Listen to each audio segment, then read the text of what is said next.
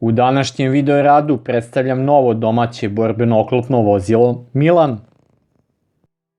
Naime, kompanija Jugoimport SDPR će u narednih par dana premijerno prikazati svoj novi projekat borbeno oklopnog vozila Milan, pogona točkova 4x4 predstavnicima Vojske Srbije. S obzirom da je ova kompanija uspešno konstruisala i proizvodi borbeno oklopna vozila tipa Lazer 3, Miloš M16 i produženi Miloš 2, sasvim je jasno da će projekat i novog oklopnog vozila Milan biti uspešan projekat.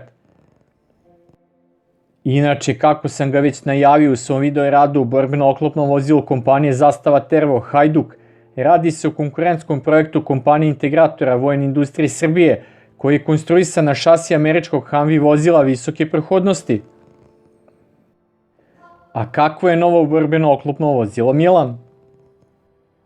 Ovo borbeno oklopno vozilo predstavlja unapređenje poznatog američkog terenskog vozila, jer se radi na bazi vozila Humvee, koje se proizvodi 40 godina u broju od preko 280.000, a koje su svoju popularnost širom sveta stekle u Prvom i Drugom zalivskom ratu u Iraku.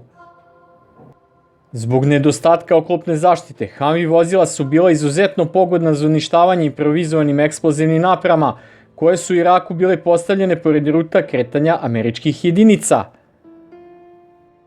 Zato su kasnije napravljene varijante ovog vozila M1109, M1113, M1114, koji su dobila balističku zaštitu, ali 2015. godine američka kopnena vojska počela da prima za jedinice prve borbene linije borbeno oklopno vozilo kompanije Oshkosh LATV. Iako se sa srpskim vozilom uvode i neke napredne tehnologije balističke zaštite novog vozila, sa druge strane se dobija dokazana i oprobana tehnika koja je poznata za održavanje, jer je Humvee vozilo proizvedeno u više hiljada primjeraka koji su u upotrebi širom sveta. To znači da će održavanje i korišćenje novog vozila biti pristupačno, jer mehaničari već odavno poznaju sklopove američkog terenskog vozila. Novo domaće borbeno oklopno vozilo Milan je izrađeno sa 2 reda sedišta u kabini vozila, dok se iza kabine nalazi sanduk u kojem se mogu prevoziti još 4 vojnika ili dodatno naoružanje i oprema. Oklopljavanjem kabine vozila dobija se balistički zaštićena kapsula sa 4 bočnih vrata koja je odvojena od ostatka vozila, što znači da ako vozilo nagazi prednjim ili zadnjim točkovima na minu, eksplozivno dejstvo ne prolazi unutar vozila jer je fizički odvojena od prednjeg i zadnjeg dela vozila. Novo borbeno vozilo Milan ima visok klirens, odnosno odstojanje poda vozila od tla, koji je ipak nešto niži nego kod borbeno oklopnog vozila Miloš M16. U unutrašnjem prostoru je kabina za vozača, suvozača i 2 vojnika znatno veća i više od američkog originala na čijoj šasi se konstruiše novo srpsko borbeno vozilo. Ono što se za sada zna je da je poredeći ovo novo borbeno vozilo manje i niže od domaćeg borbeno oklopnog vozila ove kompanije BOV Miloš M16. Vizualno novo domaće borbeno vozilo Milan je slično svim modernim borbenim vozilima u pick-up konfiguraciji karoserije, poput vozila Vihor iz Republike Srpske, MATV i JLTV kompanije Oshkosh. Konstruisanje ovog novog borbeno oklopnog vozila se vrši na podvozju pomenutog vojnog vozila kompanije AM General, koje je predsjednik Srbije najavio još u februaru ove godine na taktičko-tehničkom zboru u Nišu. To znači da je izvršen prenos tehnologije za kompletnu šasiju sa vešanjem i pogonom sa američkim motorom i menjačem. S obzirom na tu činjenicu, zna se da će motor biti dizel Detroit V8 zapremine 6,5 litara sa 4-stepenim automatskim menjačem. Vešanje točkova je izvedeno preko nezavisnog sistema koji snagu motora od 215 konjskih snaga prenosi na sva 4 točka ovog vozila.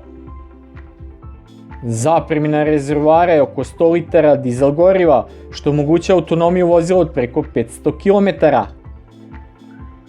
Maksimalna brzina novog srpskog borbenog vozila će biti oko 90 km na čas, kada je maksimalno opterećen, dok potpuno prazan na uređenim putovima bi trebalo da razvija brzinu od oko 110 km na čas. S obzirom da masa praznog Humveea iznosi oko 2,6 tona, a potpuno opterećenog do 3,9 tona, iako se zna da će vozilo Milan biti dodatno balistički ojačano u pogonima kompanije Jugoimport SDPR, treba očekivati da će masa praznog srpskog borbenog vozila biti oko 3 tone, a opterećenog verovatno oko 3,5 tone.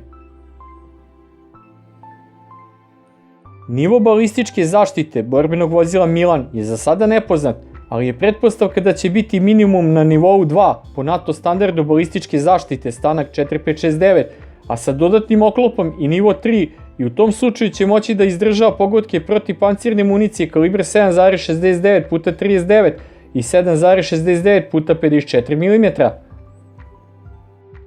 Osnovna balistička zaštita vozila će izdržavati pogodke municije kalibra 7,62 x 39 mm na udaljenosti sa 30 metara sa svih strana vozila, dok je pretpostavka da će protivminska zaštita biti na nivou 3A i 3B, odnosno da će izdržavati eksploziju protivoklopne mine sa 6 kg eksploziva ispod svakog točka i ispod poda vozila. Domaće borbeno-oklopno vozilo Milan je po veličini između borbeno-oklopnih vozila američkog Humveea i domaćeg Miloša M16, dok isto tako po balističkoj zaštiti bolji od američkog Hammera, a slabiji od srpskog Miloša. Po uzoru i na američko vozilo Humvee i srpsko vozilo Milan će biti veoma prilagodljivo i imaće niz varijanti od vozila za podršku i logistiku do dodatno naoruženih oklopljenih vozila za jedinice u prvim borbenim linijama fronta.